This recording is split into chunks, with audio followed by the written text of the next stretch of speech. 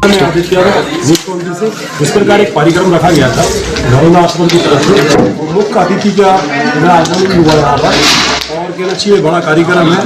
बोलना चाहिए कि जो आजकल कहना चाहिए हमारे जो अंग होते हैं, परिवार का एक हिस्सा होते हैं, पर अपंग होने के बाद कोई घर और परिवार अपनाता नहीं है। उसमें हमारे राष्ट्रीय दिव्यांग मिशन के द्वारा एक कार्यक्रम रखा गया है। तो आइए मुख्य अतिथि से जानते हैं।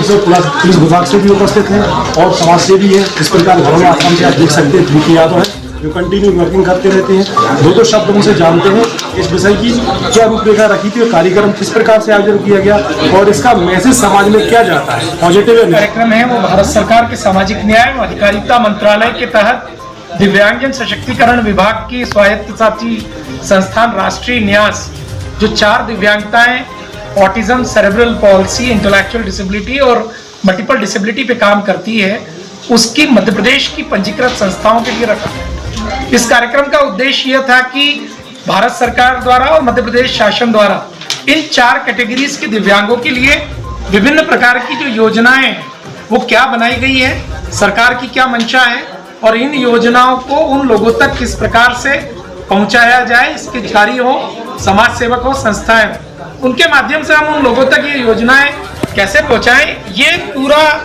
आज इस वर्कशॉप में हमने सारे लोगों को बताया।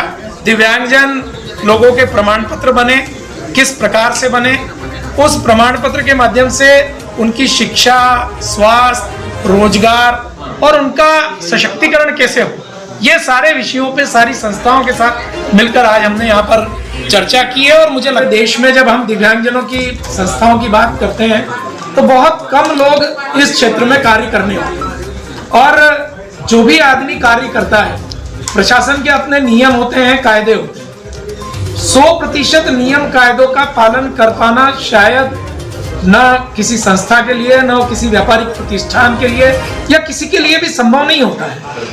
इसमें सबसे महत्वपूर्ण होना चाहिए यह देखा जाना कि वो संस्थान का जो भी चलाने वाले लोग हैं उनके इंटेंट क्या है, इंटेंशन क्या है।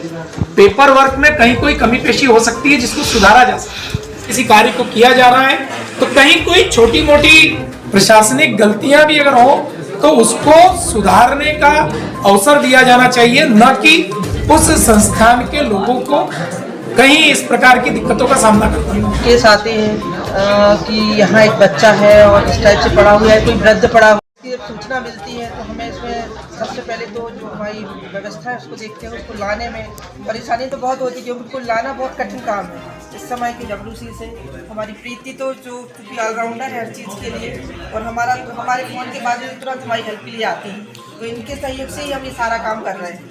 कार्यक्रम में हमारे सारे चीज़ है वो दिव्यांगता के लिए है, सारे दिव्यांगों के लिए। हम दिव्यांगों को कितना सशक्त करें, कितना दिव्यांगों के लिए हम सबसे ज़्यादा मेन प्लेटफॉर्म दें और उनके लिए हम कितना मजबूत करें।